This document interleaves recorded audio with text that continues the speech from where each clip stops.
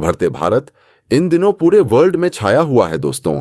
इन दिनों दुनिया की मीडिया में दो नाम सबसे ज्यादा गूंज रहे हैं। एक तरफ हैं भारत के तेज तर्रार विदेश मंत्री डॉक्टर एस जयशंकर और दूसरी ओर तुर्की के यूएन प्रतिनिधि।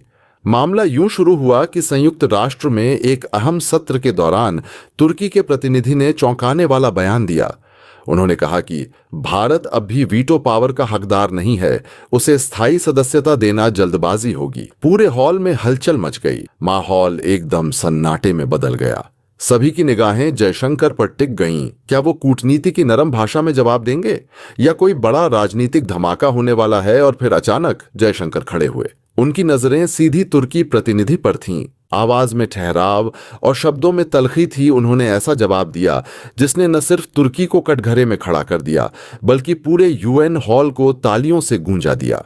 उस क्षण में लगा जाए जैसे भारत ने सिर्फ जवाब नहीं दिया बल्कि एक नए वैश्विक युग की दस्तक दे दी हो। संयुक्त राष्ट्र महासभा यूएनजीए के मंच पर पिछले दिनों एक ऐसा दृश्य देखने को मिला जिसने भारत की कूटनीतिक ताकत, विदेश नीति की परिपक्वता और वैश्विक स्तर पर उसकी बढ़ती हुई साख को और मजबूत कर दिया। दरअसल जब तुर्की के संयुक्त राष्ट्र प्रतिनिधि ने भारत की स्थायी सदस्यता की दावेदारी और वीटो पावर के हक को लेकर सवाल उठाए और यह कहा कि भारत अब भी उस स्तर पर नहीं पहुंचा है कि उसे सुरक्षा परिषद में वीटो अधिकार दिया जाए, स्थायी सदस्यता देना जल्दबाजी होगी, तो पूरे यूएन हॉल का माहौल अचानक गंभीर हो गया। यह बयान केवल भारत की प्रतिष्ठा पर सीधा प्रहार ही नहीं था बल्कि इसके पीछे कई भू राजनीतिक हित भी छिपे थे।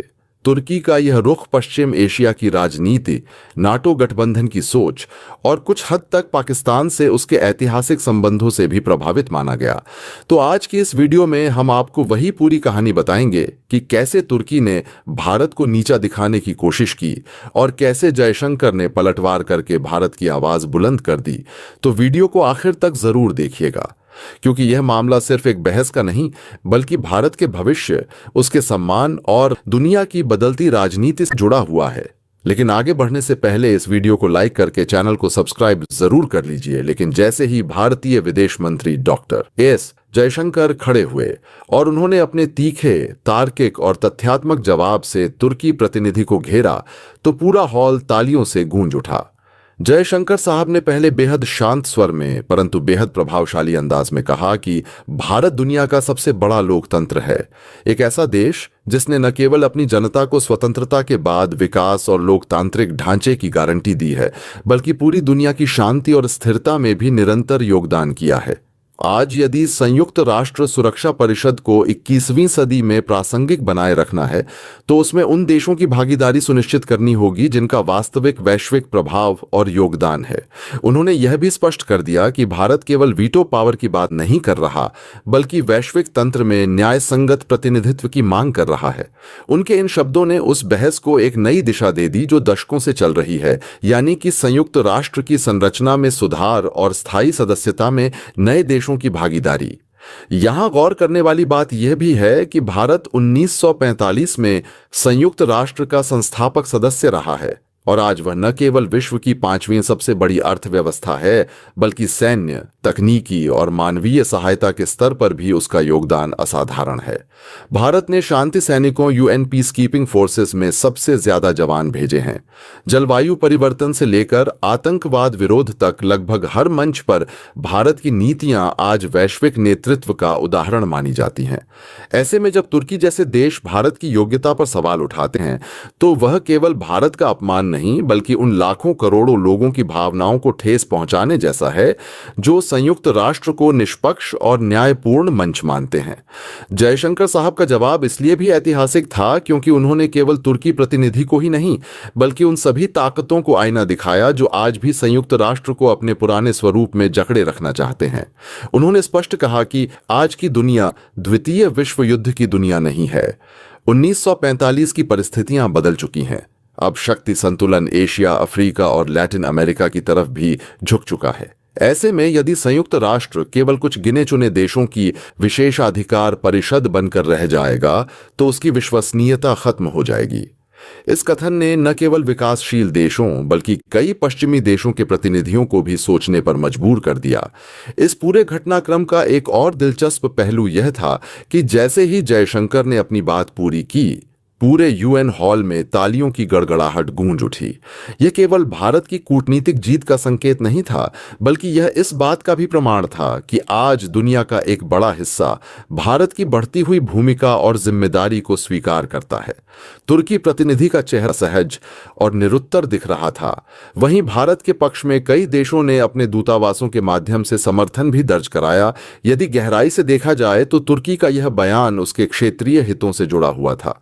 तुर्की लंबे समय से इस्लामी दुनिया का नेतृत्व करना चाहता है, लेकिन भारत की बढ़ती ताकत और उसकी पश्चिम एशिया में मजबूत होती पकड़ तुर्की के लिए असहजता का कारण है। खासकर जब सऊदी अरब और यूएई जैसे खाड़ी देश भारत के साथ अपने आर्थिक और सामरिक संबंधों को मजबूत कर रहे हैं, तब तुर्की को यह डर सताता है कि कहीं उसका प्रभाव कम न हो जाए। यही वजह है कि उसने संयुक्त राष्ट्र में भारत की स्थायी सदस्यता का विरोध करने की कोशिश की। लेकिन तुर्की शायद यह भूल गया था कि आज का भारत केवल भावनाओं से नहीं, बल्कि कूटनीति, आंकड़ों और अंतरराष्ट्रीय समर्थन के दम पर जवाब देना जानता है। जयशंकर साहब के जवाब का असर केवल यूएन हॉल तक सीमित नहीं रहा, बल्कि इसकी गूंज अंतरराष्ट्रीय मीडिया और थिंक टैंकों तक भी पहुंची। अमेरिका, फ्रांस और ब्रिटेन के कई रणनीतिक विशेषज्ञ ने कहा कि भारत को नजरअंदाज करना अब असंभव है। वहीं अफ्रीका और लैटिन अमेरिका के कई देशों ने भी माना कि अगर वैश्विक दक्षिण, ग्लोबल साउथ की आवाज को संयुक्त राष्ट्र में असली जगह देनी है, तो भारत की स्थायी सदस्यता अनिवार्य है। एक और दिलचस्प पहलू यह है कि भारत को पहले ही G4 देशों भारत, जर्मनी, जापान और ब्राजील का समर्थन प्राप्त है, जो संयुक्त राष्ट्र सुरक्षा परिषद के सुधार की मांग कर रहे हैं। ऐसे में जब जयशंकर साहब ने यूएन मंच से तुर्की को जवाब दिया, तो यह केवल भारत की आवाज नहीं, बल्कि उस पूरे समूह की आवाज बन गया जो दशकों से स्थायी सदस्यता के लिए संघर्ष कर रहा है। इस घटना ने भारत की जनता को भी गर्व से भर दिया। सोशल मीडिया पर जयशंकर साहब के भाषण के वीडियो वायरल होने लगे। अखबारों ने इसे इंडिया का डिप्लोमैटिक मास्टर स्ट्रोक कहा और विशेषज्ञों ने साफ कर दिया कि भारत अब केवल एक उभरती शक्ति नहीं, बल्कि एक निर्णायक शक्ति है। निष्कर्ष रूप में कहा जा सकता है कि तुर्की प्रतिनिधि की टिप्पणी ने भले ही कुछ क्षणों के लिए भारत की योग्यता पर सवाल खड़े करने की कोशिश की हो, लेकिन जयशंकर साहब की तीखी, तार्किक और गरिमामय प्रतिक्रिया ने यह साबित कर दिया कि भारत किसी भी स्तर पर कमतर नहीं है। आज यदि संयुक्त राष्ट्र को वाकई वैश्विक लोकतंत्र का प्रतीक बनाना है, तो उसमें भारत जैसे देश की स्थायी सदस्यता और वीटो अधिकार को सुनिश्चित करना ही होगा, वरना आने वाले वर्षों में संयुक्त राष्ट्र का महत्व केवल औपचारिकता बनकर रह जाएगा। इस पूरे घटनाक्रम ने यह संदेश दिया कि भारत अपनी प्रतिष्ठा पर कोई समझौता नहीं करेगा और दुनिया को यह मानना ही होगा कि 21वीं सदी का नेतृत्व बिना भारत के संभव नहीं है। अब देखिए, बीते कुछ समय से भारत को संयुक्त राष्ट्र सुरक्षा परिषद यानी यूएनएसएससी में स्थायी सदस्यता देने की बात फिर से जोर पकड़ने लगी है। पहले यह मुद्दा थोड़ा शांत हो गया था, लेकिन अब एक बार फिर यह चर्चा तेज हो गई है और इसकी शुरुआत हुई। संयुक्त राष्ट्र महासचिव एंटोनियो गुटेरेस के बयान से गुटेरेस ने साफ साफ कहा कि समय आ गया है कि 1945 में बनी इस पुरानी यूएनएसएससी को 2025 के हिसाब से नया रूप दिया जाए। मतलब पुराने ढर्रे को छोड़कर नए मेंबर्स लाए जाएं, नए रूल्स बनाए जाएं। क्योंकि दुनिया बदल चुकी है, तो फिर यूएन का सिस्टम भी बदलना चाहिए। दोस्तों, ये बात बिल्कुल वैसी है जैसे अगर किसी गांव में 80 साल पहले पंचायत बनी हो, तो क्या वही बूढ़े पंच आज भी फैसले करेंगे? नई पीढ़ी, नए हालात और नई समस्याओं के हिसाब से नए लोग और नए नियम बनने जरूरी हैं। ठीक वैसे ही अब समय आ गया है कि भारत जैसे देशों को भी परमानेंट सीट और वीटो पावर मिले। और आप टाइम्स ऑफ इंडिया की रिपोर्ट में भी बाकायदा आर्टिकल देख लीजिए, जिसमें साफ साफ कहा जा रहा है कि इंडिया इज ए पिवोटेबल वॉइस। इसलिए यूएन चीफ गुटेरेस ने यूएनएसएससी सुधार के आह्वान का समर्थन किया और वह खुद भारत के पक्ष में होकर चाहते हैं कि यह परिषद 1945 की नहीं, बल्कि 2025 की दुनिया का प्रतिनिधित्व करें। दोस्तों, जैसे ही यूएन महासचिव ने भारत की स्थायी सदस्यता के समर्थन का इशारा किया, वैसे ही तुर्की ने विरोध का झंडा गाड़ दिया। तुर्की के यूएन प्रतिनिधि अनमेय खोलानी ने 80वें सत्र में कहा कि भारत की स्थायी सदस्यता के लिए अब भी जल्दबाजी मत की जाए। उनका कहना था कि हाँ, भारत आज दुनिया में काफी आगे बढ़ चुका है, लेकिन अभी भी कुछ गंभीर मुद्दे हैं। तुर्की ने भारत पर यह आरोप लगाए कि भारत में अल्पसंख्यक अभी भी पीड़ित हैं। भारत के पड़ोसी देशों के साथ रिश्ते अभी भी तनावपूर्ण हैं। साथ ही भारत अमेरिका और यूरोप के कुछ नियमों का पालन नहीं करता। ऐसे कई विवाद हैं जिनका हल अब तक नहीं हुआ। यानी उनका कहना था कि जब तक भारत इन सब मुद्दों को सुलझा नहीं लेता, तब तक उसे स्थायी सदस्यता नहीं दी जानी चाहिए। लेकिन इसके जवाब में जयशंकर साहब जी ने कहा, जो देश खुलकर आतंकियों को मदद देता है वह दूसरों की भलाई की बातें करने की हकदार नहीं है। तुर्की के लिए यही सही है। जयशंकर साहब ने तुर्की के अपने आंतरिक मामलों की भी ओर इशारा किया। उन्होंने कहा कि तुर्की में महिलाओं के खिलाफ सबसे ज्यादा अपराध होते हैं, बलात्कार, ऑनर किलिंग और खुलेआम देह व्यापार तक। और अगर आप भारत में अल्पसंख्यकों की बात करते हैं तो पहले अपने देश की महिलाओं की सुरक्षा पर ध्यान दें। दरअसल यह मामला सिर्फ बहस का नहीं, बल्कि अंतर्राष्ट्रीय संगठनों की प्रभावशीलता का भी है। जयशंकर ने स्पष्ट किया कि बहुपक्षीय व्यवस्था पर लगातार भी हमले हो रहे हैं। अगर इसे तुरंत सुधार नहीं किया गया तो आधुनिक विश्व व्यवस्था का आधार ही हिल जाएगा। इसलिए भारत जैसे देश जो बहुपक्षीय मंच पर महत्वपूर्ण और जिम्मेदार भूमिका निभा रहे हैं, उन्हें वीटो अधिकार देना अब बेहद जरूरी हो गया है। दोस्तों, इसे ऐसे समझिए, अगर किसी खेल में नियम पुराने हो जाएं और नए खिलाड़ी आए तो पुराने नियम के हिसाब से खेलना नाइंसाफी होगी। और यूएन में भी ठीक वही स्थिति है दोस्तों। जैसा कि अभी हमने देखा, तुर्की ने भारत की स्थायी सदस्यता का विरोध किया, लेकिन जयशंकर साहब ने न सिर्फ उसका जवाब दिया बल्कि पूरी बहस में भारत की ताकत और सम्मान दिखाया। जयशंकर साहब के अनुसार अंतर्राष्ट्रीय संगठनों की प्रभावशीलता लगातार कम हो रही है, बहुपक्षीय व्यवस्था पर हमला हो रहा है, और अगर इसे सुधार नहीं किया गया तो आधुनिक विश्व व्यवस्था का आधार ही कमजोर पड़ जाएगा। यह सवाल कि भारत जैसे देशों को संयुक्त राष्ट्र सुरक्षा परिषद यूएनएससी में ये वीटो अधिकार दिया जाना चाहिए या नहीं, आज के बदलते अंतर्राष्ट्रीय परिदृश्य में अत्यंत प्रासंगिक हो गया है। विश्व व्यवस्था की संरचना द्वितीय विश्व युद्ध के बाद 1945 में बनी थी, जब संयुक्त राष्ट्र की स्थापना की गई थी। उस समय की भू राजनीतिक स्थिति, शक्ति संतुलन और वैश्विक अर्थव्यवस्था की वास्तविकताएं आज से बिल्कुल भिन्न थीं। सुरक्षा परिषद में 5 स्थायी सदस्य अमेरिका, रूस, तब सोवियत संघ, ब्रिटेन, फ्रांस और चीन को वीटो शक्ति दी गई। इस शक्ति का अर्थ है कि ये पांचों देश किसी भी अंतर्राष्ट्रीय प्रस्ताव को अकेले ही रोक सकते हैं, चाहे विश्व के बाकी सभी देश उस प्रस्ताव का समर्थन ही क्यों न करें।